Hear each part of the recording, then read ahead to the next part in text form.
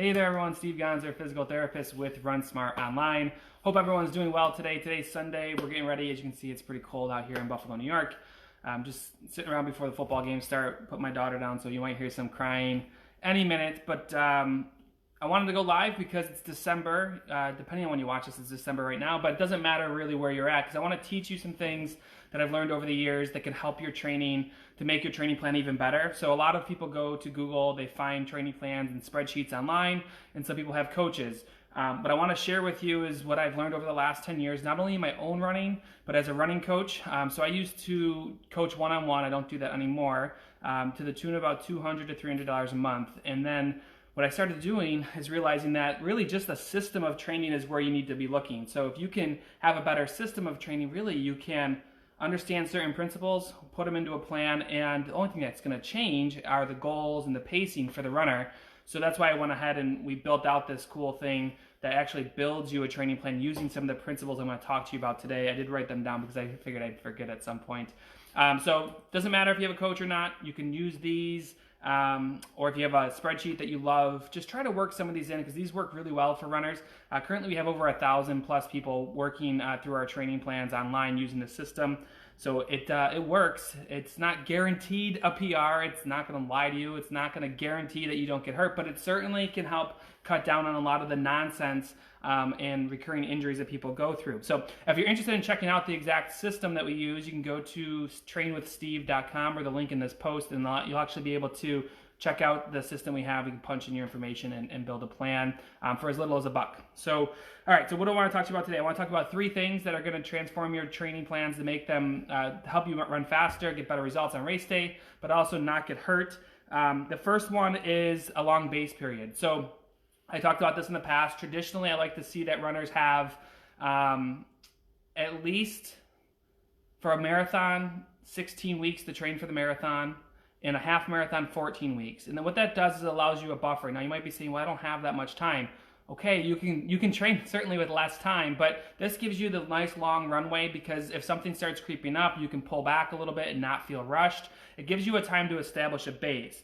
And really I would say the first 10 weeks or so of your training plan leading up to 8 weeks to go, there's not a lot of speed work.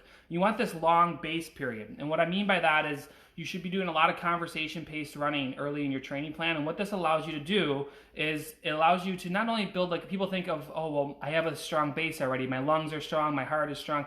What you're doing in this base period is building your mileage up so that you can prep not only your lungs, but your body. Because a lot of times what I find is the body outperforms, or the lungs outperform the body, and what ends up happening is your body breaks down even though you feel really fit.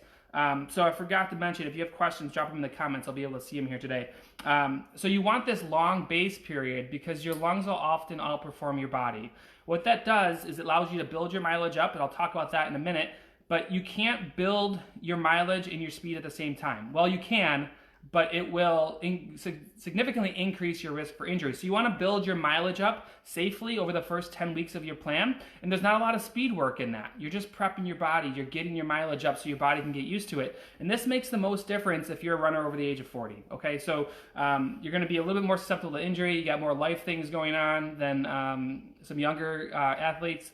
So if you are looking for that maximum training and training smarter without having to run more miles, that will help. So we talked about this long base period. This is thing number 2. So number 1 is give yourself about 16 to 18 weeks for a marathon, 14 to 16 for a half marathon, a long 8-10 weeks of base training to get your mileage up, get your body prepped.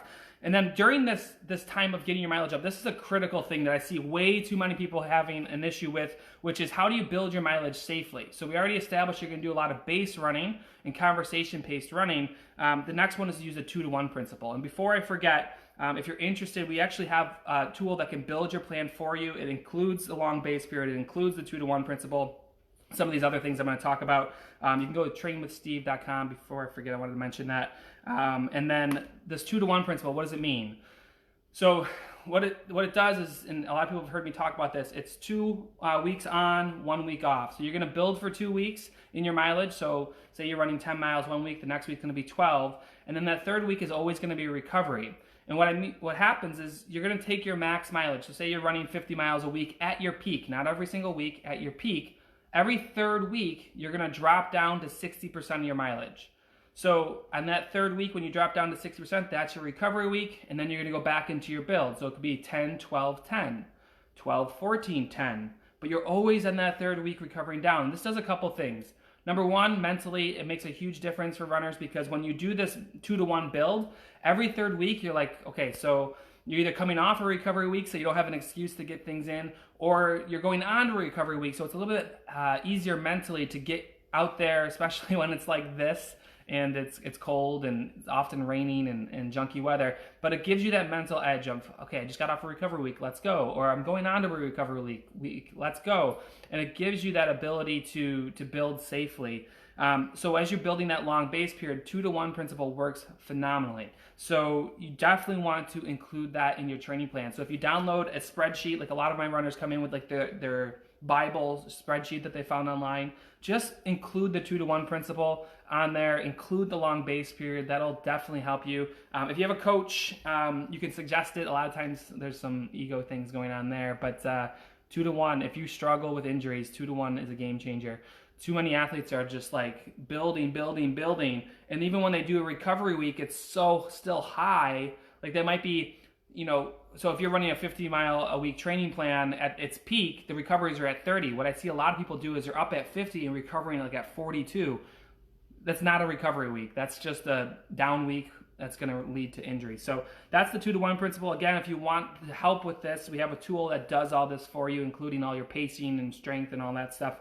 You can go to 𝗵𝗵𝗱𝒂𝒐.com, Train with Steve, to check it out. Lastly, strength training. How do you include this? What should you include in your training plan? So get your little Excel spreadsheet out or whatever you use for training, and here's what you want to do.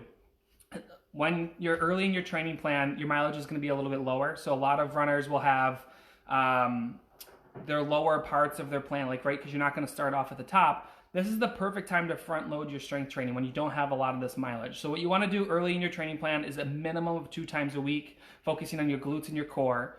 And what that'll do is, as you start to build your mileage, you'll actually build up a reserve of strength in the key muscle groups, glutes, balance, and strength, core strength, that can carry you through the rest of your plan. Because what happens, and I know this happens to you guys, when your mileage goes way up, the strength training, the quality, the foam rolling, the stretching goes way down. There's like an inverse relationship. Mileage goes up, quality goes down. So you can actually, early in your training plan, 2 times to 3 times a week, build up this really strong reserve in your strength so that you can carry that through the plan.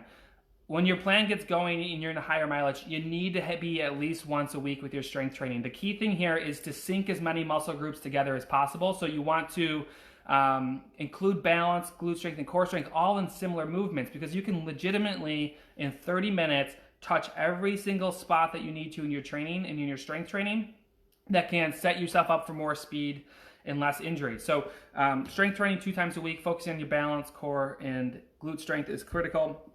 So those are my 3 things that I want everyone to include in their training plan, whether you train with me, you train with somebody else, or just found a spreadsheet online. If you want help with your training, for as little as $15 a month, we have the ability to build your own training plan, get all your own strength workouts, all your pacing, all the principles that I use with our athletes, and it's working quite well. So if you want to check that out, go to trainwithsteve.com or the link in this post, and I'm off to watch the Bills game. Hopefully they do okay against the Ravens today. I don't know what's going to happen, but I hope everyone's well. Talk to you guys soon. Bye-bye.